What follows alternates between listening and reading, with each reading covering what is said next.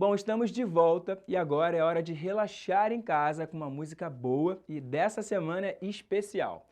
O Viva Cultura apresenta agora a canção Seu Nome é Jesus, interpretada na voz de Aline Venturi.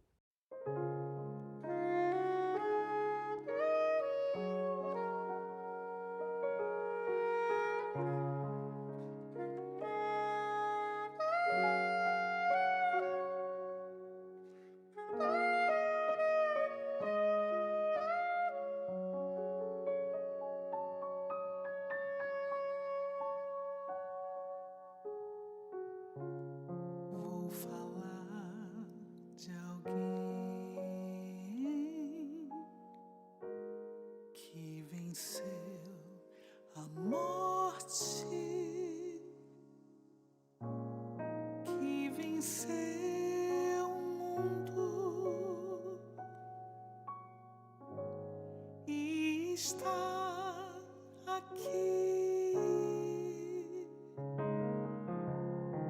Esse alguém tem nome,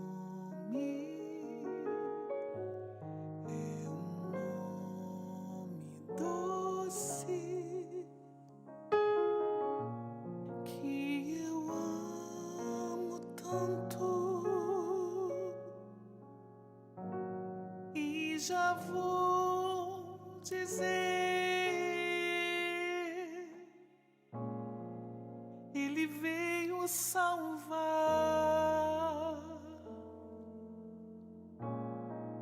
Ele veio mudar minha vida e o meu coração por sua paixão, sua cruz.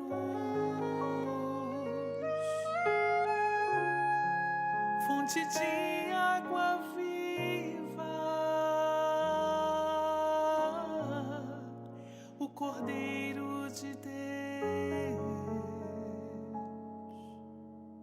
sal da terra e do mundo luz, seu nome é Jesus.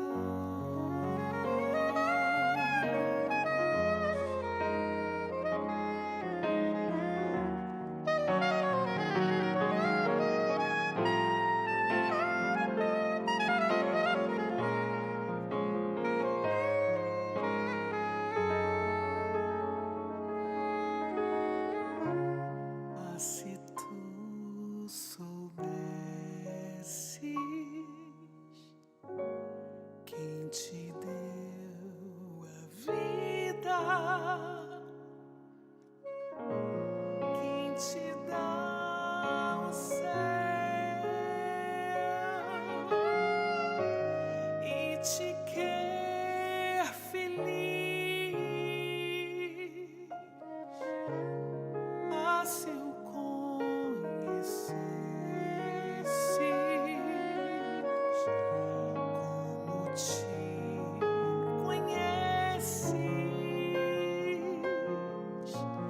bem antes que tudo viesse existir, Ele veio salvar, Ele veio mudar minha vida e o meu coração por sua paixão, sua cruz,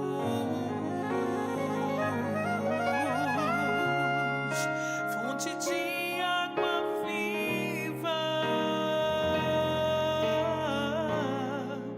o Cordeiro de... E como já é tradição, é hora de conferir a mensagem especial do cardeal Orani João Tempesta, arcebispo do Rio. Vamos assistir ao quadro A Voz do Pastor.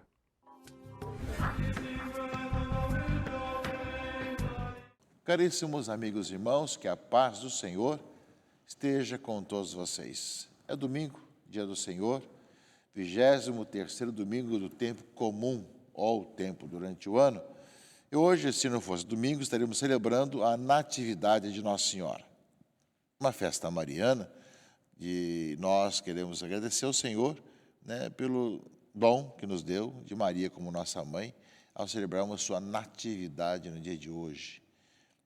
Algumas comunidades que têm como titular, né, a Natividade de Nossa Senhora celebram com mais solenidade, mas nós celebramos o domingo, o dia do Senhor, e pedimos cada vez mais a intercessão de Maria, que veio para esse mundo para poder fazer a vontade de Deus e gerar para o mundo o Filho de Deus, nosso Senhor. O Papa continua ainda, meus irmãos e irmãs, na sua viagem apostólica à Indonésia, Papua Nova Guiné, Timor-Leste e Singapura. Acompanhemos o Santo Padre na sua peregrinação, na sua visita, rezemos por ele e até o próximo dia 13 estará naquela região do Extremo Oriente, né? Que nós peçamos a Deus para que possam ser momentos importantes para a vida da toda a igreja e todo o povo de Deus. Estamos aí no tempo da criação, que vai de 1º de setembro até 4 de outubro. E é interessante, meus irmãos e irmãs, que nesse ano que nós estamos lendo o livro de Ezequiel, nesse mês da Bíblia, aqui no texto base da Igreja do Brasil, aqui na última parte tem também o chamado profecia ambiental. Ezequiel 47, 1 a 12, que faz parte do texto base, em que fala justamente sobre a questão do meio ambiente, que pode ajudar também a viver esse tempo da criação. Ele fala do texto bíblico que é colocado, ou seja, que eu vi água vertendo debaixo da soleira do templo, em direção ao oriente, pois a fachada do templo dava para o oriente. A água descia do lado direito do templo, ao sul do altar, e aí vai, não é? Toda a descrição que está em 47, 1 a 12. E o texto base vai falar sobre a questão da água, que é importância, a questão das árvores e a questão dos peixes, né? Que aparece nessa leitura. Depois faz um comentário no contexto da casa comum, ou seja, ele fala que essa exigência formulada acima de um modo abstrato encontra sua fundamentação na Sagrada Escritura, né? Ou seja, aquilo que nos fala sobre essa questão toda.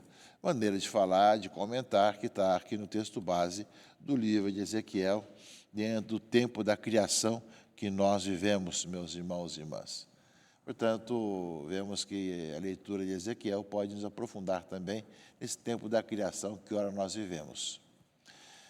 Ao mesmo tempo, meus irmãos e irmãs, hoje começa, né, em Quito, no Equador, né, justamente o 53º Congresso Eucarístico Internacional.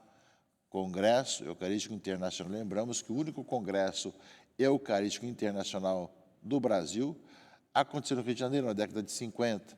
Estamos já no 53º, lá em Quito, no Equador, né, que tem como tema justamente fraternidade para curar o mundo.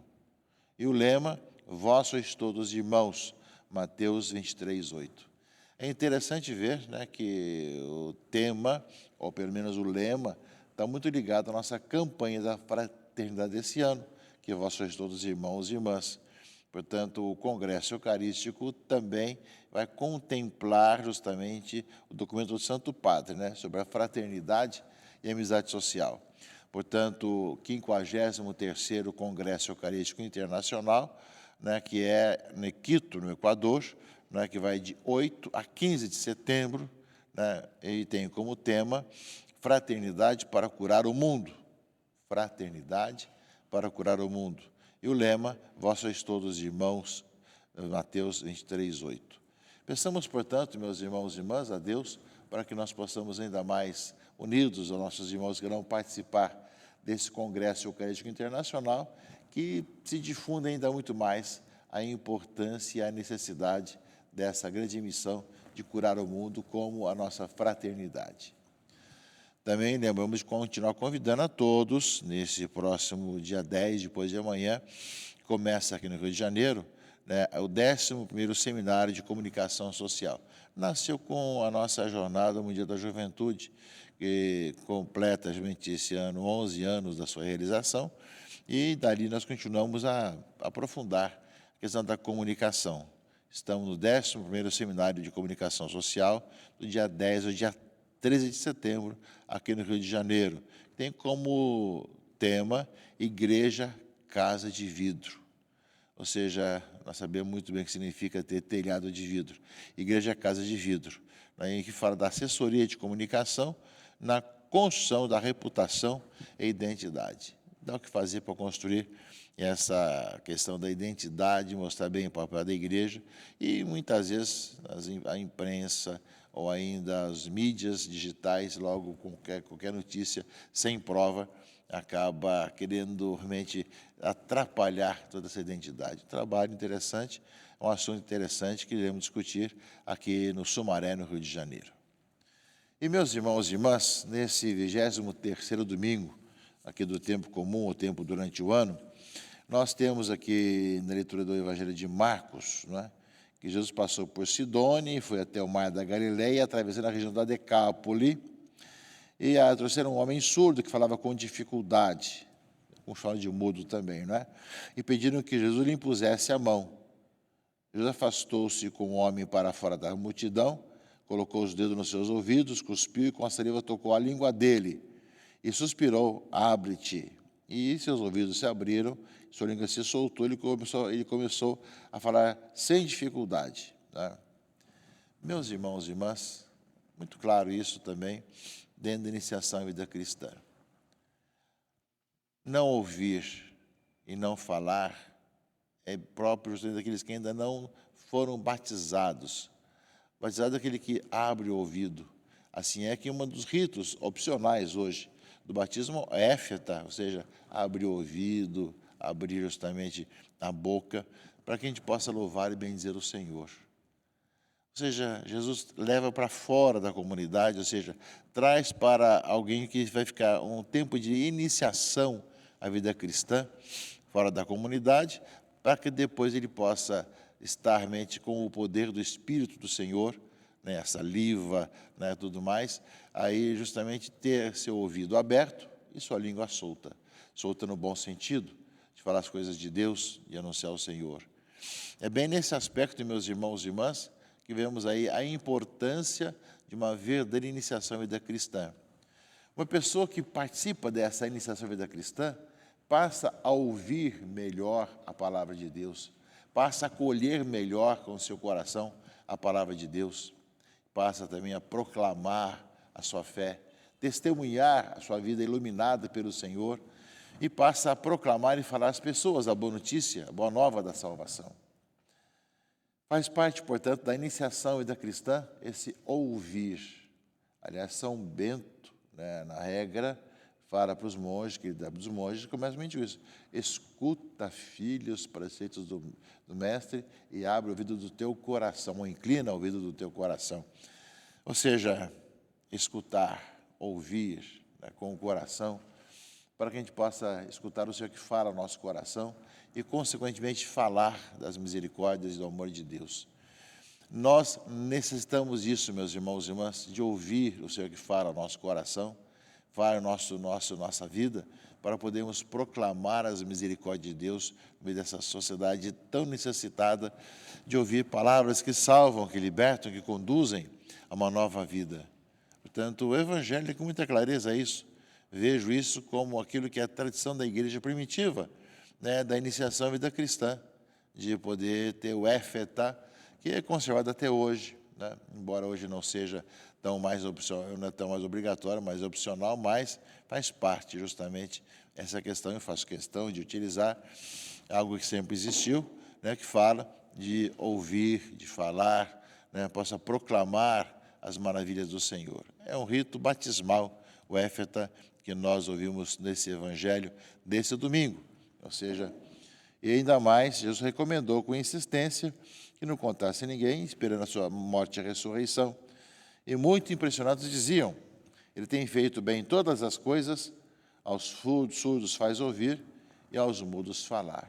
Ou seja, meus irmãos e irmãs, no milagre da cura do surdo-mudo, ou do surdo que falava com dificuldade, aparece toda essa necessidade que nós temos de viver a nossa vida cristã, de ouvir a palavra e proclamar a nossa fé. E é nesse aspecto que a leitura do de Isaías nos fala dessa nossa missão. Criai ânimo, dizei às pessoas deprimidas, e como tem depressão hoje, não tenhais medo. Vede, é o vosso Deus, é a vingança que vem e a recompensa de Deus, Ele que vem para vos salvar. Então se abrirão os olhos dos cegos, se descerrarão os ouvidos dos surdos, e o coxo saltará como um cervo, e se desatará a língua do mudo. Assim como brotarão águas no deserto, e jogarão torrentes no ermo, a terra árida se transformará em lago, e a região sedenta em fontes de água. Promessas de Isaías, meus irmãos e irmãs, que vemos cumpridas em Jesus Cristo, e que quanto mais nós ouvimos a palavra de Deus, abrimos os ouvidos e proclamamos a boa notícia a todos, e quanto mais nós enxergamos, vemos a ação de Deus na nossa vida, vemos também que essa palavra cumprida em Cristo se cumpre também em nossa própria vida, em nossa própria existência. Podemos, pela vida de caminhada na igreja, na vida batismal, vemos como nós vamos enxergando com os olhos do Senhor, enxergando melhor toda a nossa vida. É uma palavra, meus irmãos e irmãs, que nos remete à vida batismal, mas nos remete também, meus irmãos e irmãs, à missão da igreja, à missionariedade de passar fazendo bem, levando as pessoas a terem vida, a terem cada vez mais aqueles que escutam a palavra e que, como consequência, proclamam as maravilhas de Deus em suas próprias existências. E a segunda leitura, continuamos com a carta de São Tiago, meus irmãos e irmãs, nos fala que viver essa vida nova supõe também que nós possamos ver as pessoas com os olhos de Deus, não ter distinção, quem chega, quem não chega em nossas comunidades. Você vai receber todo mundo muito bem, não só aqueles que são importantes e vêm todos chiques, mas também aquele que vem com a pobreza, com a necessidade, que estão aí entrando também em nossas comunidades. Você vai receber como filhos de Deus, aliás, até como preferidos de Deus, os mais necessitados, não é? Então ele fala, em nosso Senhor Jesus Cristo, a fé que tendes em Cristo não deve admitir acepção de pessoas, não é? E faz a comparação de uma pessoa bem vestida, com anel no dedo, e tem um pobre com roupa surrada, e às vezes damos mais atenção a um do que a outro, não é? Não damos o lugar, também nem mesmo um lugar com dignidade às pessoas, né?